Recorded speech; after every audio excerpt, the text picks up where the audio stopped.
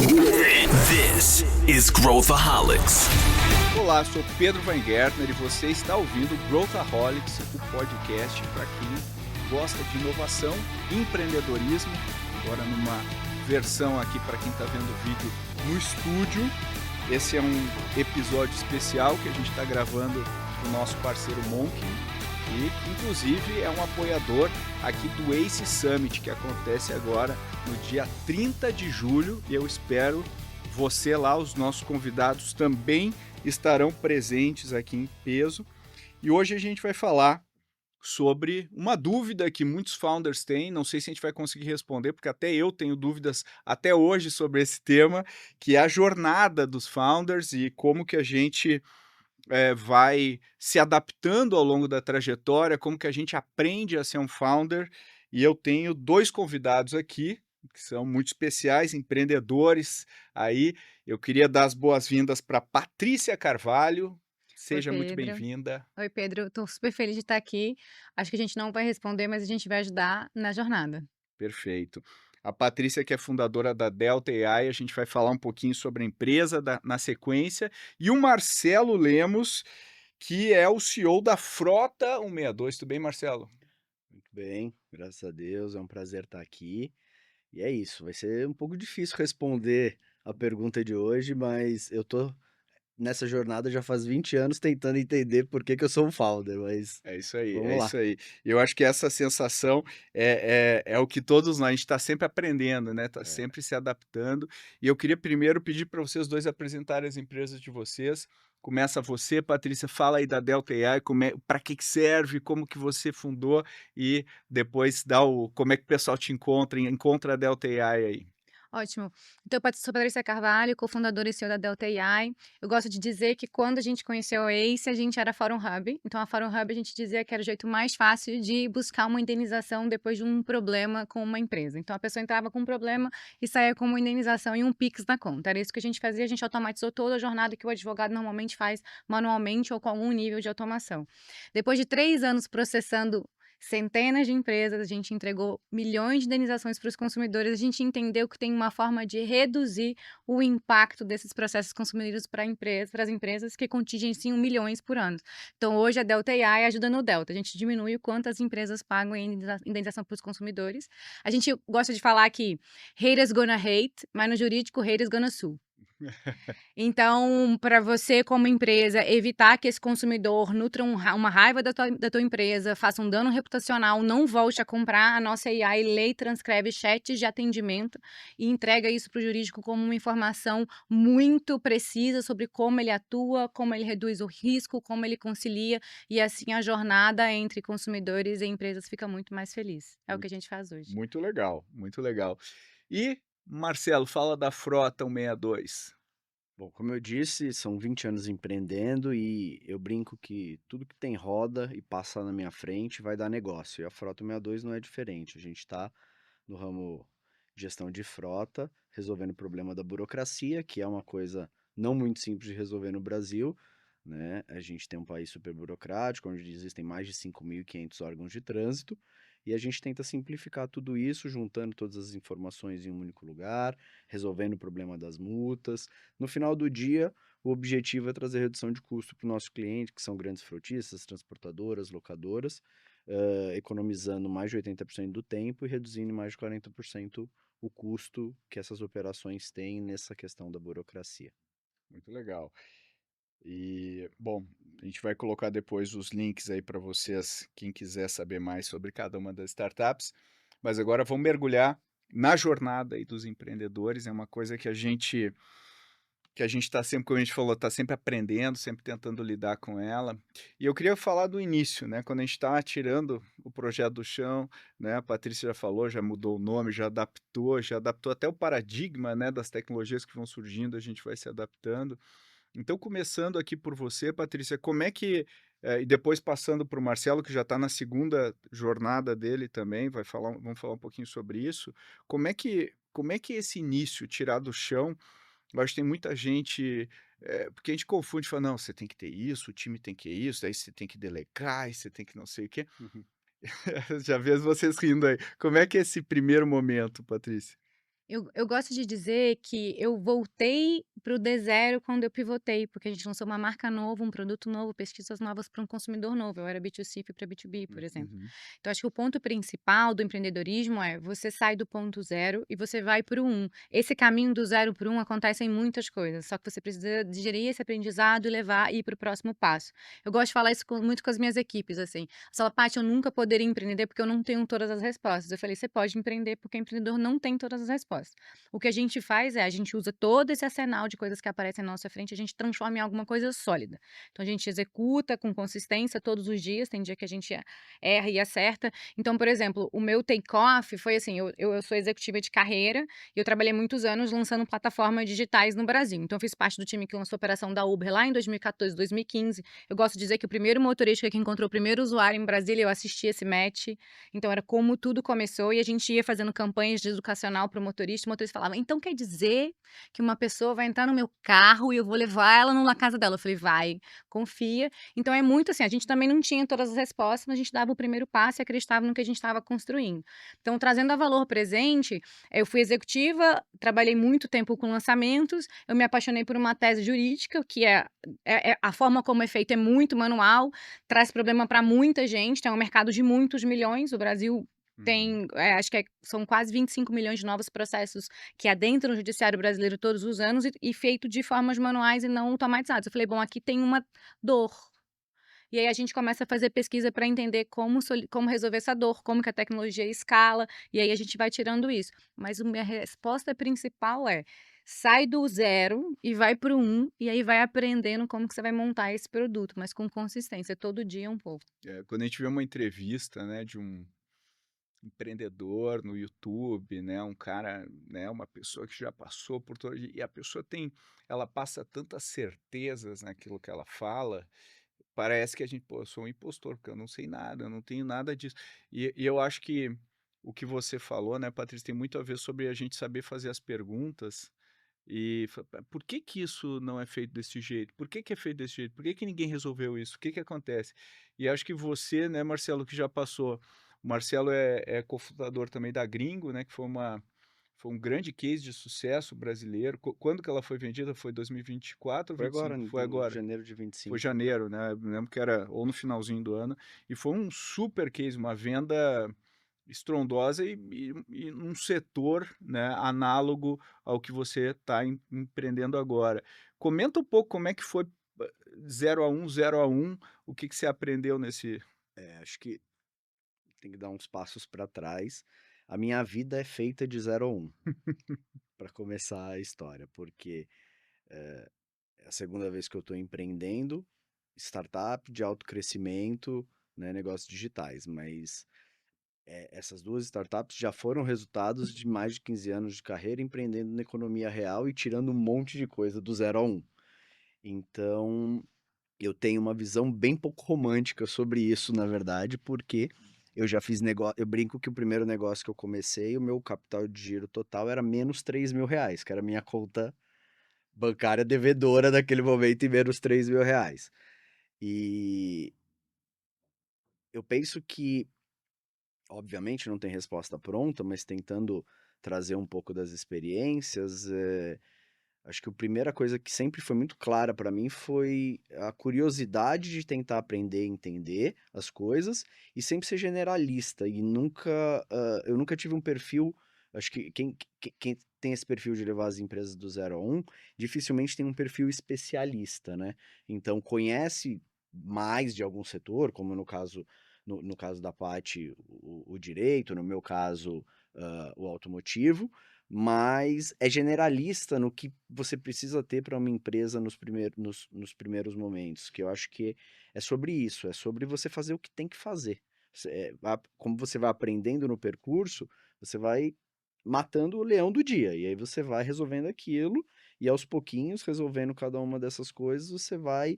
É um processo de feedback, iteração, e vai melhorando, vai entendendo o que deu certo, o que deu errado, até que você vai chegando nos resultados e aprendendo. Eu quero falar com você sobre a jornada emocional também, que é fazer isso, que não é fácil. Ela é talvez seja o maior desafio, eu acredito, né? Mas também sendo um cara 0 a 1. Mas eu queria perguntar, assim, quando a gente faz curso de gestão, quando a gente faz, nos ensina um monte de coisa, né, você tem que delegar, você tem que, né, ter uma gestão hands-off, microgestão tá errado, é pecado fazer isso, e a gente chega cheio de perspectivas em relação a isso. E eu queria falar para vocês um pouco sobre disso, né, como é que vocês lidaram com uma hora você está mexendo no produto, no momento seguinte você está fazendo um pitch para o cliente, no outro tem um colaborador que está se demitindo porque recebeu uma proposta para ganhar 6 vezes mais, no outro tem o co-founder está com dor de barriga porque, né, acabou o dinheiro. Como é que você lida com todas essas coisas ao mesmo tempo acontecendo, e prioriza e organiza isso na cabeça de vocês? Começa com você aí, Patê, você está fazendo uma cara "Ah, eu sei bem". É, é porque você, em 15 segundos, resumiu o meu ano inteiro. Parece que você estava dentro da nossa startup, que provavelmente são modelos que se repetem. Então, o que eu aprendi é que, assim, a vida do empreendedor, ela não dá prazo. Os problemas, normalmente, eles vão ser puxados porque é uma cadência natural de ritmo, porque é tudo muito intenso. Eu acho que o que a gente constrói hoje numa startup em 12 meses, em 24, uma startup enterprise das que a gente conhece mais tradicionais, devem ter construído em 10. Então a velocidade é muito mais rápida, ou seja, o funcionário que você mais curte, que está entregando resultado, vai receber a proposta no mesmo dia que o teu sócio talvez entenda que ele está desmotivado e você vai ter que trabalhar esse motivation para você fazer essa pessoa ficar mais tempo, ou você trazer um valor menor. Mas se eu fosse te falar o que resume para mim lidar com todos esses problemas, mano, é a confiança que eu dou conta. Uhum. É que assim, depois de 3 anos empreendendo, eu já fui impactada por tantos problemas, e eu lembro que os primeiros problemas eu falava assim: "Agora acaba". É Eu isso. acho que não vai. E aí você resolve, tipo, a pessoa pede pra você, você fala assim: "Então tá, você vai sair, parabéns, que ótimo. Você fica até quando? Vamos fazer uma transição? Não, vamos fazer, você faz o processo seletivo da pessoa. Não, eu vou sair amanhã, tá bom. Então aí no próximo eu já aprendo como amarrar, ou já faço um one-on-ones mais frequentes pra eu não perder. Então ou você mitiga o que aconteceu, que é o que dá pra fazer na hora, e você aprende pra você não. O meu lema é esse. Fala assim, ó, se acontecer uma coisa muito ruim, vai acontecer só uma vez. Uhum. Então, por exemplo, lógico que quando você junta os primeiros sócios, você fala assim: a gente faz uma página de acordo de sócio, 3 páginas, daqui a pouco tem 20. Porque você vai tendo entradas e saídas, você vai aprendendo com outras pessoas e vai resolvendo. Então, mas o primeiro ponto é, a gente precisa ter a confiança de que a gente consegue fazer, porque a gente não tem todas as respostas hoje. Eu sempre gosto de falar que entre 2 dias tem sempre uma noite. Aí eu sempre falo assim: "Deixa eu dormir nesse problema, e amanhã eu volto", É porque aí isso. você volta mais criativo. Então é esse mix mesmo de você vai ser impactado, os problemas não esperam, você tem que ter essa autoconfiança para resolver. É isso, é isso.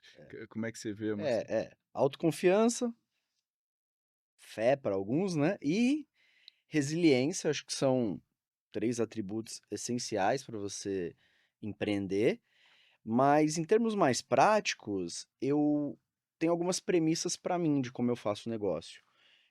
Eu não faço negócio sem sócio, porque eu já sei que eu não sou bom em tudo, e eu busco sócios complementares a mim, essa é a Além da primeira coisa. carga brutal, né, que é o início. É, exato. E aí tem essa questão do você tem que confiar cegamente em quem está do seu lado.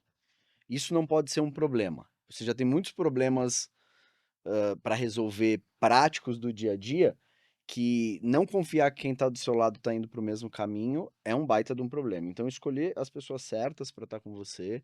E se escolher errado, tá tudo bem, mas entende logo que você escolheu errado e termina a relação, continua amigo, mas eh, faz o negócio acontecer. Eu acho que isso é essencial, isso é algo que eu faço para mim, eu não faço negócio sozinho.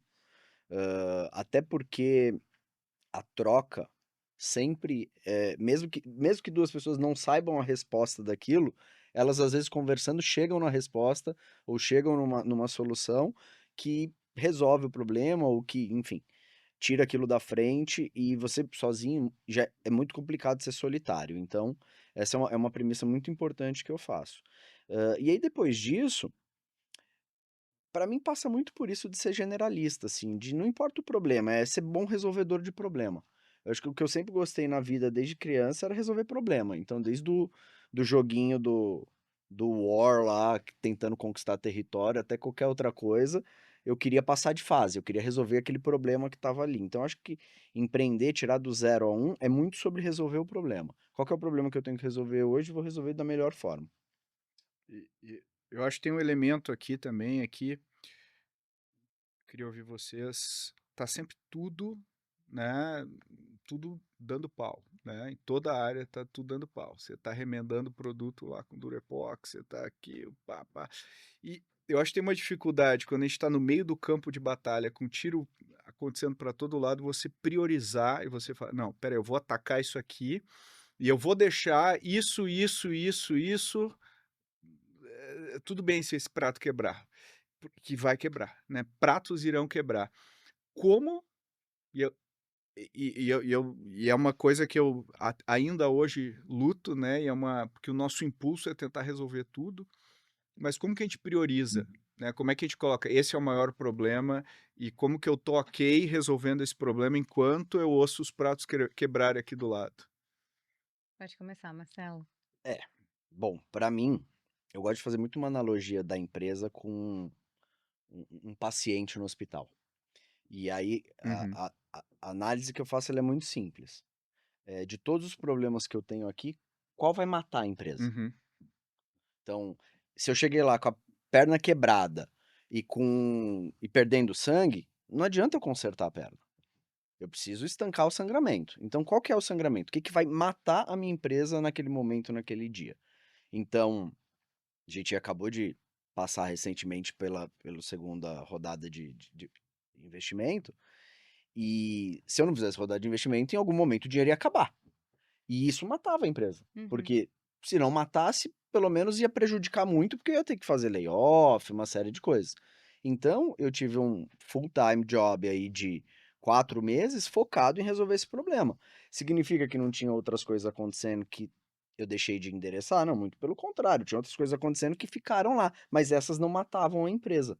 E não ter o dinheiro para continuar fazendo o plano mataria. Então, acho que a lógica para mim sempre foi muito essa. O que que vai matar a empresa? E aí, nessa lógica de, apesar disso tudo, acontece de, aí vem alguém lá que não podia pedir para sair, pede para sair, é uma análise muito fria que você tem que fazer e falar, pô, isso aqui não mata a empresa. O que não pode acontecer é eu ficar doente. E esse é um outro cuidado que eu sei que a gente vai falar um pouco sobre uhum, isso, uhum. mas é como eu tô me sentindo. Porque quando a gente deixa as coisas afetar a gente, aí a gente tem um É. problema, porque isso mata a empresa em determinados momentos, principalmente quando a gente tá do 0 a 1, a empresa ainda é muito dependente de você, então você precisa estar bem em vários aspectos. Uhum. Você foi muito cirúrgico. A minha forma de resolver é o que que é mais urgente, importante, latente, e que impacta o resultado final. Que, na verdade, num paralelo, é o que vai matar. Então, por exemplo, se eu tenho que decidir a minha agenda da semana e hoje eu sou muito focada em vendas, é a prioridade. É reunião com o lead e eu faço ela colorida, né? Então, se ela não tá muito amarela e laranja, porque é a primeira reunião, qualificação e follow. Então, ela tem que estar amarela e laranja. Se ela tá azul, que tempo com o tempo com o time é muito importante, mas aí eu vejo ela pela cor, então é a prioridade do que te leva adiante, e a gente precisa fazer esse exercício, porque assim, Marcelo respondeu muito bem sobre o que fazer, essa é a analogia do como faz, né, então se você tem muitos problemas acontecendo e eles surgem ao mesmo tempo, você identifica o que vai matar o paciente ou não.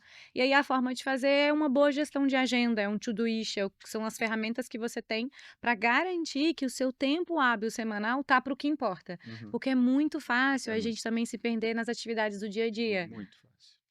Porque eu falava isso com os meus times, assim, eu lembro que eu trabalhava eu trabalhava na Revelo e a gente era uma plataforma de contratação de recrutamento e Uhum. seleção e tal, e a gente era marketing e tal.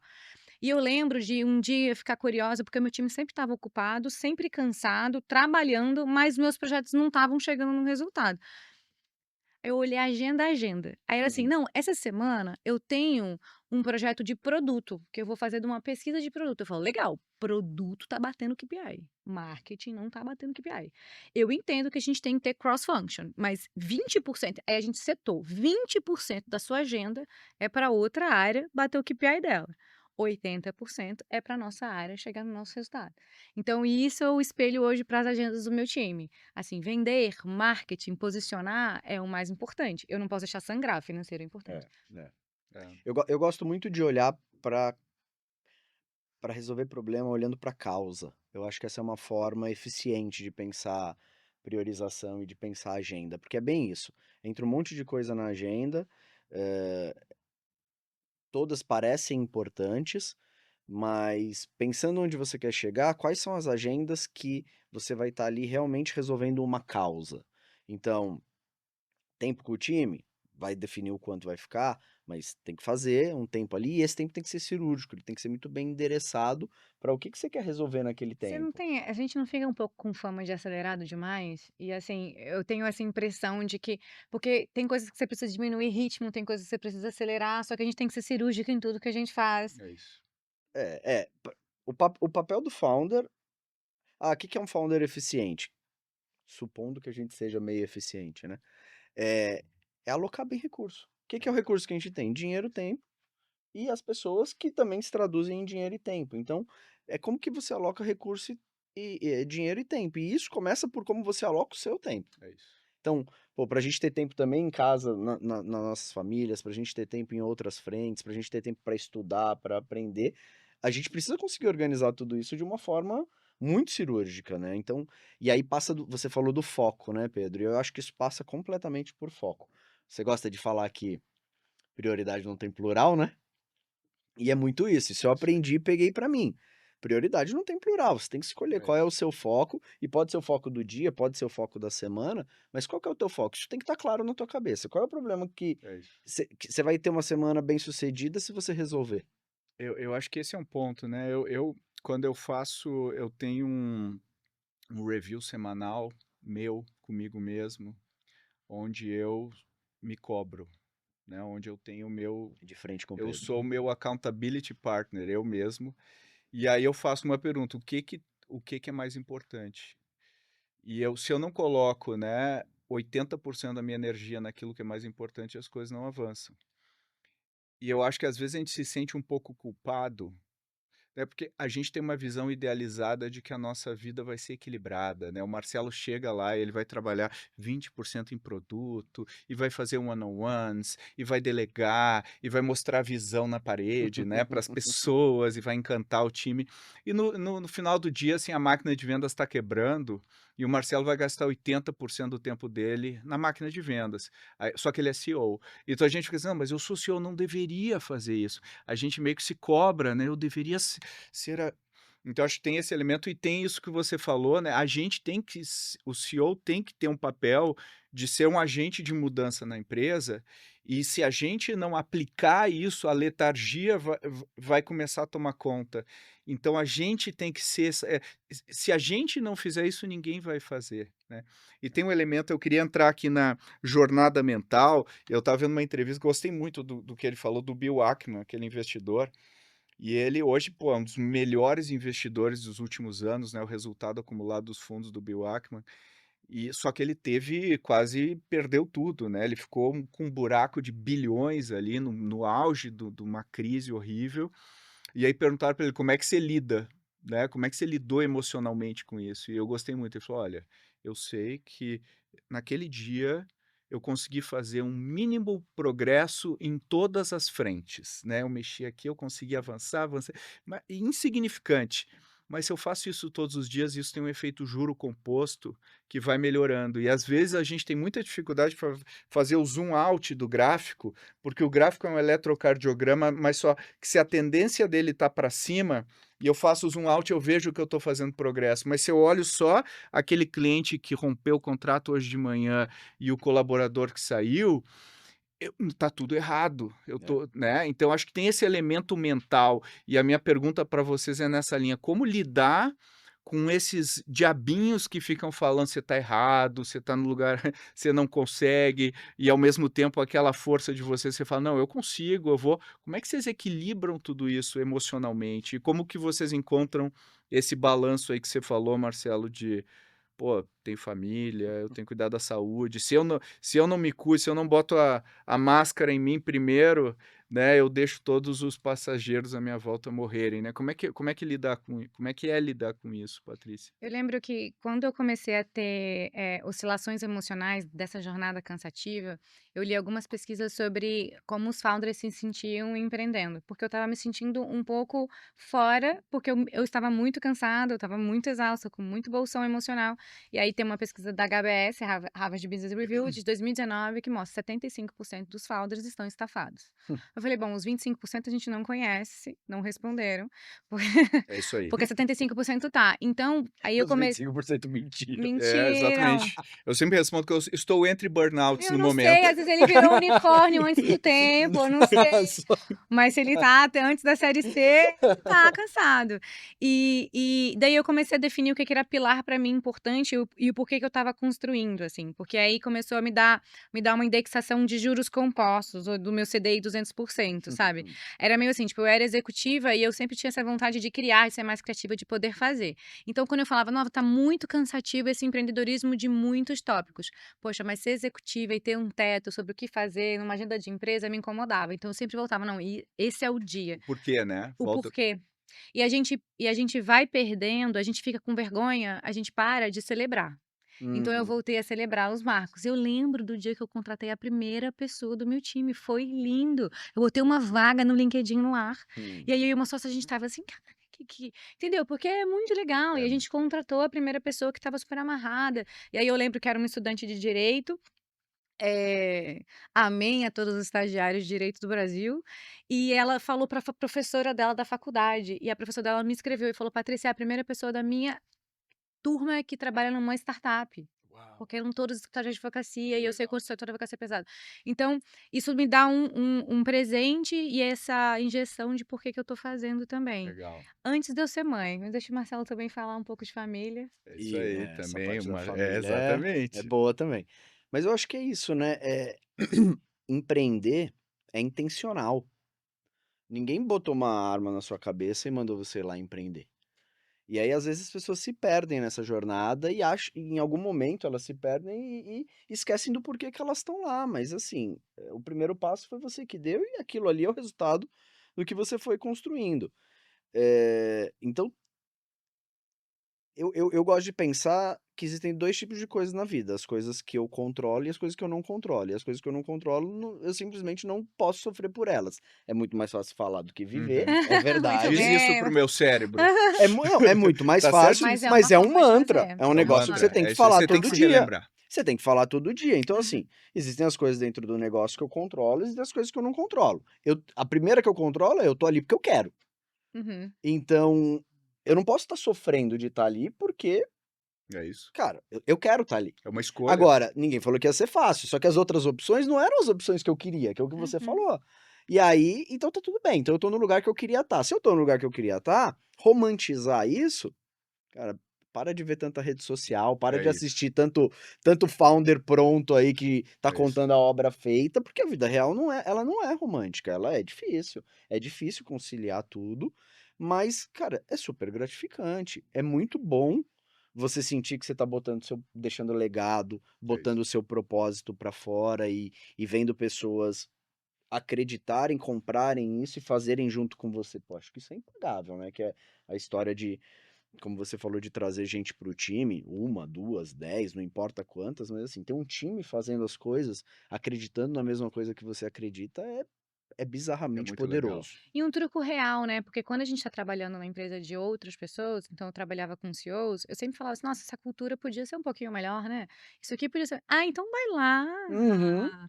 Então, assim, agora a gente pode criar uma cultura que a gente quer, então isso dá muito mais propósito. Uhum. Sabe? Exato. Então a gente, tipo, eu falei, eu nunca quero precisar de uma hotline de denúncia. Então, o primeiro sinal de alguma liderança que estava emitindo toxicidade, porque a gente desliza mesmo, a gente erra mesmo, o líder erra mesmo. Eu falava assim, olha, vamos voltar para o que a gente está construindo, que a gente queria fazer diferente. A gente pode mudar a realidade de forma mais... De De verdade, verdade. de É isso, verdade, é é isso. isso. Eu falo isso muito dentro do Frota. Falo assim, você está acostumado, as pessoas chegam, né? Falam assim, você está acostumado a trabalhar em vários lugares, né? Aqui vai ser tudo diferente. Então esquece Que aqui a gente vai ter um jeito diferente de fazer tudo que a gente faz, porque a gente acredita num jeito diferente e a gente tenta botar isso na prática. E aí, quando você recebe feedback de gente que tá trabalhando com você há algum tempo, fala assim, pô, eu ouço tanta empresa falar que tem foco no cliente, que realmente bota, que fala dos valores, e pô, aqui a gente sente na prática. Cara, acabou. Não precisa me pagar salário, não precisa. É isso. Eu É esqueço do sobre meu isso. burnout, É isso É. aí. eu esqueço de tudo e eu falo assim, É cara, isso. puta, como valeu a pena isso daqui. É isso.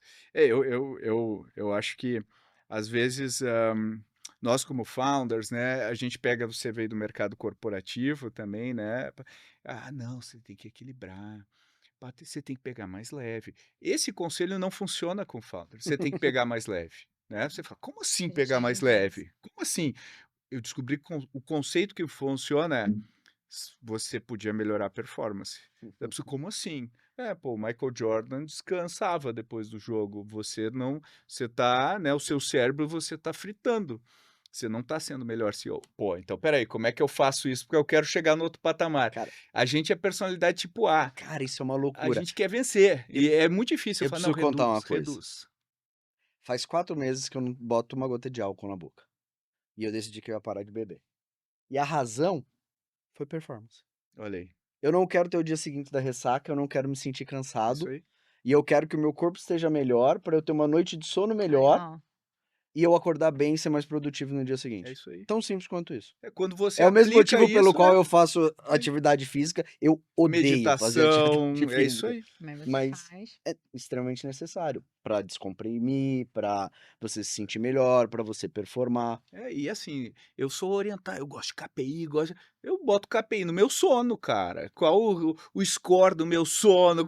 Então, é outro tipo de pessoa. Você não pode julgar pela média, porque não é todo mundo que vai ser maluco o suficiente para se sujeitar à jornada empreendedora. E tá tudo bem, não é para todo mundo Eu acho que é mesmo, um né? jogo de alta performance. É. E o meu alta performance, para mim, guia todas as minhas decisões familiares dentro de um KPI de felicidade familiar. É isso, Então, por exemplo, eu tenho um filho de 1 ano e 3 meses. Ele é um neneco, então assim, ele é pesado, ele é sorridente, amoroso, assim. Então, minha vida ganhou uma outra proporção quando eu virei mãe empreendedora. Daí, a minha dinâmica várias amigas minhas, mães, falam assim, olha, a gente colocou as crianças na escolinha E eu vou falar uma coisa que é polêmica, mas a gente tem visto falar sobre como é empreender sendo mãe. E aí, as minhas amigas mães falam, a gente colocou as crianças na escolinha com 1 ano e 5, antes dos 2 anos, porque a gente queria que elas se desenvolvessem. Eu falei, na minha dinâmica, o meu filho fica com a babá o dia inteiro. Porque aí eu tenho mais consistência, ele não adoece.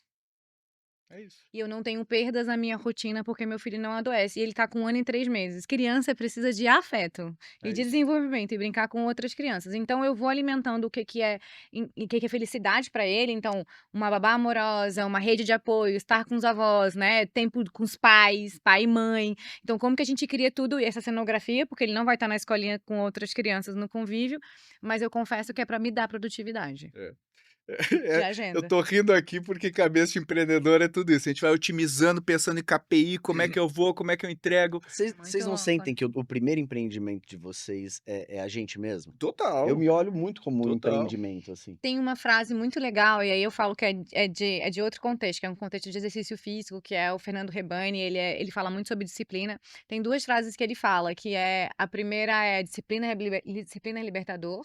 Então, quanto mais consistência e disciplina, mais liberdade você tem para fazer mais. E a segunda é que tá no quadro, que é assim, não reclame dos resultados que você não teve pelo esforço que você não fez. É isso aí.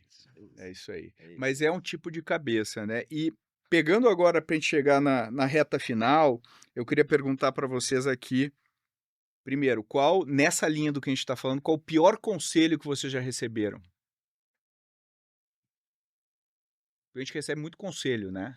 É difícil eu triar às vezes. Cara, pior conselho, eu acho que é um paradigma de. Aquele paradigma. Pra mim, acho que é aquele paradigma de que trabalho é trabalho, você chega em casa e tem que esquecer o trabalho. Vida pessoal e profissional. É uma vida só, a minha. uma Eu vida, embolo tudo ali. Esse conselho não serve pra mim, não. É isso aí. Eu também sou assim. E você, Paty? Muito cuidado com o limite das pessoas. A gente tem que respeitar e entender os limites, mas a gente precisa puxar um pouquinho. Porque você Como é que você vai saber o limite da pessoa? como é? E você pode entender os sinais, porque você pode cuidar da sua equipe, você pode estar presente, você pode entender. Mas, assim, a gente não pode suavizar a rotina. Então, é um polêmico, não tem uma resposta certa, mas a gente tá falando sobre alta Não performance. sei se não tem uma resposta certa. Pra mim, isso é o maior papo de perdedor. O quê? De que não pode puxar o limite das pessoas. Tem que subir, É né? isso, é desrespeito, cara. Eu concordo, você eu acho tem que é que- desrespeito. Você tem que. Quando você acha que você sabe o limite de alguém, você tá tendo uma prepotência tão grande de É, achar que bem. você é alguém que pode definir o limite de alguém, que o único jeito que você vai saber é dando a carga pra pessoa. É isso. Aí eu acho que tem que ter É mais fácil eu empatia e reduzir a respeito de carga, falar, ó, né? beleza, não deu, aqui é o limite, vamos trabalhar pra aumentar o seu limite, do que você achar que você é alguém que pode sugerir qual é o limite de uma outra pessoa. Isso é uma loucura, cara. Isso pra mim é um desrespeito enorme com as pessoas. É isso, concordo.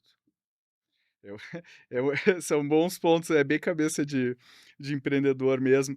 E fazendo um bate-bola rápido aqui, qual a função que vocês mais demoraram ou demoram para aprender dentro da startup? Olha, eu falo isso muito com a Beatriz da Ace. Eu sempre fui marketing e sempre tive uma área de sinergia com vendas. Então, tipo, eu era B2B Leads, né? Eu fazia geração de lead generation, sales enablement, que é tipo esse caminho para vendas, e jogava ali os leads para vendas, fazia muito intercâmbio de conversa, tal. E aí eu assumi a área mesmo de pipe comercial, eu não quis contratar ninguém, eu tô fazendo sozinha. Mano, difícil. Não é fácil, né? Difícil. E a gente vê muito assim, a gente sempre entendeu que o trabalho do head comercial, do diretor comercial, é o trabalho difícil, porque ele é muita pressão, ele é vendas, ele é o front da empresa, a gente Muita sempre entendeu. doação, né? A gente sempre entendeu que era difícil, mas aí na pele eu entendi que foi difícil, porque você precisa ter um misto muito denso de 50-50 de soft skills e hard skill. Correto. Soft skills é mais difícil de aprender, é com o tempo, é errando e acertando, errando e acertando. Lendo, você aprende as hard skills. É isso. Cara, é quase um dilema da minha vida, mas assim, eu não gosto de vender. Vendas, Eu não gente. gosto de vender. Eu não gosto de vender. Só que eu vendo bem. É isso que eu ia te dizer. Eu sou um cara de, eu sou um cara de relacionamento. Eu Pronto. gosto de conversar com gente, mas eu odeio vender.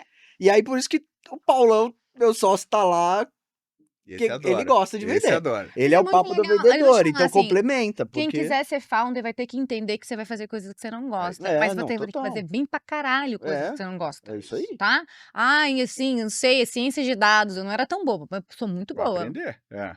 Entendeu? Ah, vendas, era assim, eu era marketing. Porque marketing, vou falar, eu sou de marketing, posso falar mal de marketing. A gente era o back-end, entendeu? A gente não era o front. Tem que aprender. É E isso. você vende também. É, Captar investimento, venda. É venda. nossa, captar investimento é um saco, né? Tudo é venda, gente. Não foi eu que falei. Foi ele que falou. Não, Porque é venda. Eu é sou investidor e eu concordo com vocês. É o um processo saco, de venda. É um saco. É um processo de venda, de nutrir funil, de fazer follow-up. Meu, é É isso aí, horrível. é isso Só que aí. extremamente necessário. E o mais difícil é lidar com a objeção, porque a objeção é genérica, ela não é muito objetiva, então Sim. é difícil otimizar para. Última pergunta aqui. Qual o hábito que mais ajuda vocês a manterem a sanidade? Exercício físico. Tênis quinta-feira das 8 às 9 da manhã. Mesma coisa, exercício físico. Olha aqui. 3 de 3. Toda a minha raiva vai na bolinha. É isso aí. Quando eu tenho uma semana que eu tô meio doente, tô meio ruim, a minha semana fica muito pior. Eu tenho muito mais dificuldade de lidar com todos os desafios. Eu fiz um post, acho que um mês atrás, no LinkedIn, falando sobre isso.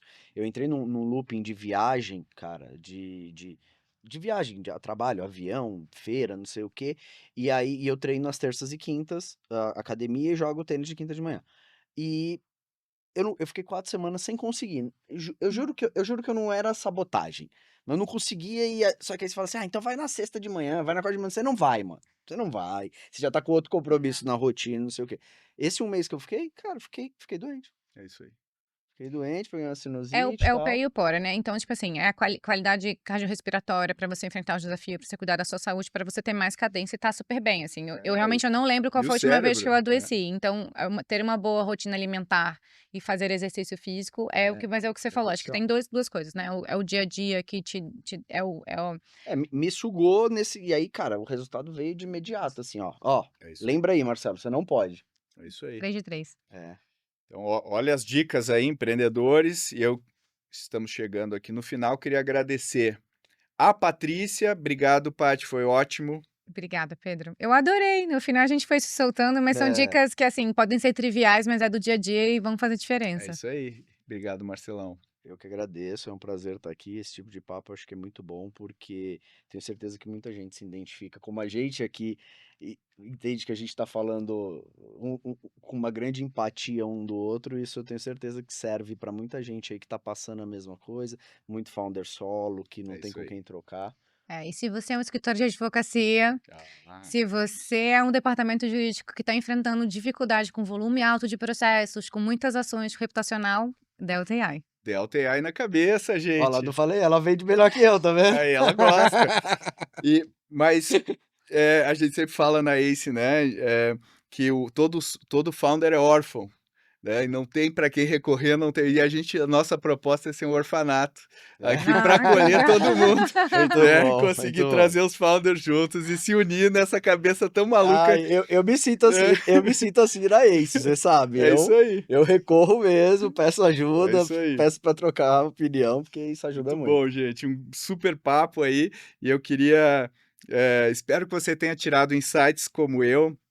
Às vezes é difícil receber tantos sinais do mercado, tantas dicas divergentes. Confia um pouco na sua intuição, confia naquilo que é importante que você sabe que você tem que fazer. Não se cobra nesse nível no início, né? Permita fazer as coisas e se coisas vão dar errado, não ache que vai dar tudo certo.